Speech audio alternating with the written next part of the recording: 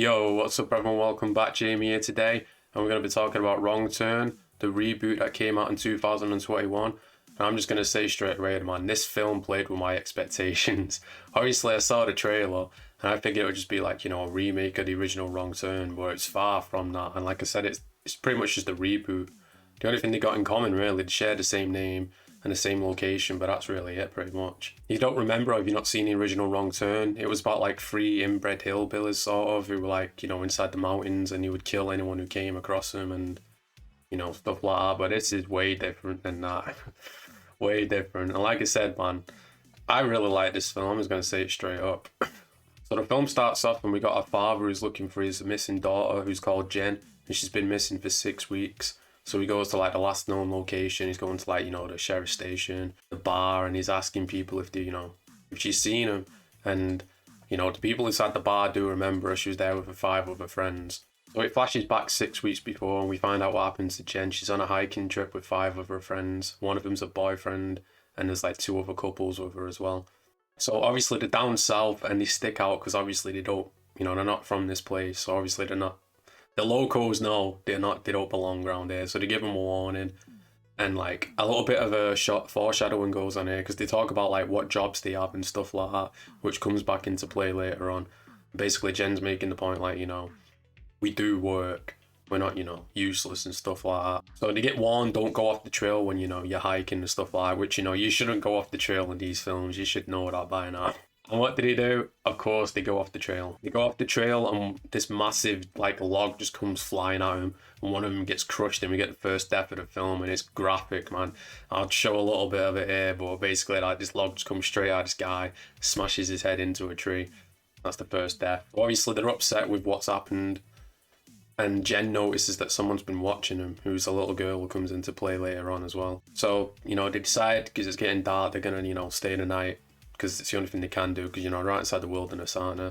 They wake up the next day, and one of the girls is missing, and also all the mobile phones are gone as well. So they're all confused, wondering what's going on. Figure out they've been sleeping beside a gravesite, and they find this plaque what's dated 1859, where the foundation was made, which it's its first hint towards something's going on here. So at this point, one of the characters gets dragged with a chain down a hole, and at this point, I'm thinking like the original Wrong Turn, like, the inbred hillbillies inside them. I thought it was going to be something like that because they had traps as well. But that was more comedic. This is, it has a little bit of funny elements, I guess, but this is more straight serious film. So the guy who got dragged down the chain, eventually, they find him and he's being held, well, not hostage, but he's tied up on a log with these 2, like, people with him wearing animal masks.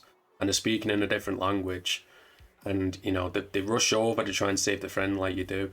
And these 2 guys with a mask, it looks like they're trying to warn him, but obviously they're not speaking English, so we don't know what they're saying. They've got their own language. The one who was tied up on the log, he gets free, he gets a massive stick, and he just starts beating this guy's head in, and like, it's brutal. I can't show it here, obviously, on YouTube. But there's the second death, and he just goes to town on this guy's head. Because obviously, put yourself in this situation, you seem like you got kidnapped, you got chained down a fucking hole.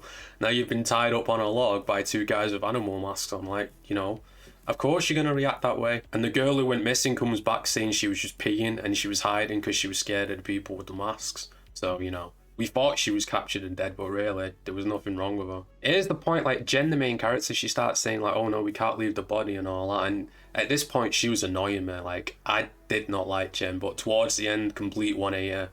But we'll get into that later. More of the men arrive. So obviously they all start running away, and the girl who was peeing before, she falls into a spike pit, and she's left by her boyfriend. Because, there's not much you could do anyway, but still, like, you can't get her out of there. Like, she's dead. She's done pretty much. And one of the guys with the animal mask comes and shoots with an arrow inside the head, so she's dead as well. So there's 4 left of them at this point, and all 4 of them are captured, and they're taken to this, like, hidden civilization where all these people are living.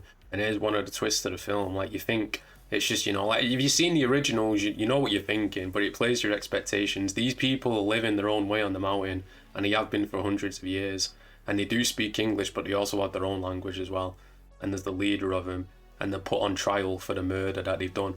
And, they're told, like, don't lie on trial and all that, but obviously they have witnesses, they know what's happened. And there's another twist, they were trying to get him off the mountain. The reason why the guy was tied up, they were trying to take him back whereabouts they found him. Because that chain what pulled him down, that was set up for animals, to because they need to get food, don't they, to survive.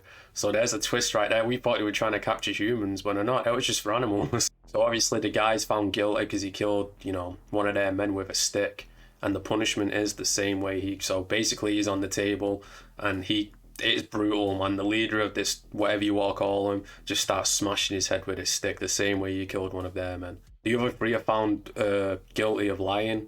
So the punishment is this thing what they do with people. It's called, you know, hear no evil, speak no evil, see no evil. So they blind them, and I think what else? I think the tongue as well, and the ears, and then they get pushed into this like dark place, and then that's the punishment. So one of them gets pushed down there, and you know his eyes get burnt out, so he's gone. There's two left, Jen and a boyfriend, and she starts convincing him like, you know, we're useful. You should use us. Let us join you, because her boyfriend has like a job with, what was it now? I think it was like real estate or something, or building houses and stuff. And then, so obviously they want him to stay, but then they say, well, what about you? And she's like, well, does any of your men need a wife? And it turns out the leader, his wife died a year ago, so he ends up taking her. So she basically joins him, and they avoid getting killed, basically. So obviously her father, what we talked about before, he comes looking for her because, you know, it's his daughter. He's paid a few hunters to come with him because, you know, they have issues with this civilization as well. The whole town knows about the civilization, but there's another twist as well. I thought it'd be like, you know, the town were involved, but they're not. It's like two separate things. They try warning people not to go up there. But yeah, these paid hunters, they quickly get killed off, and then the father gets taken to, you know, where they're living.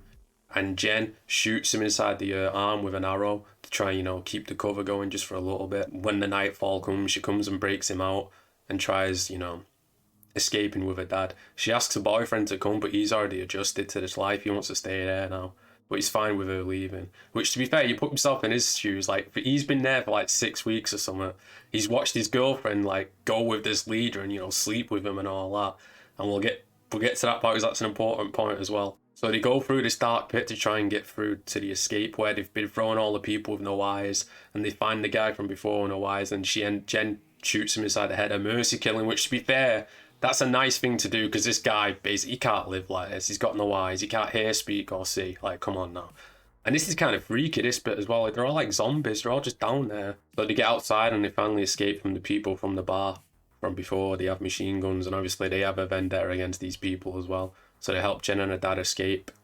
And then we cut to a few months later, and the leader of the group is showed up at Jen's house, and he threatens to kill a family. She, like, her stepmom's there and her 2 sons, but her dad's not inside the house right now. He's out, obviously working.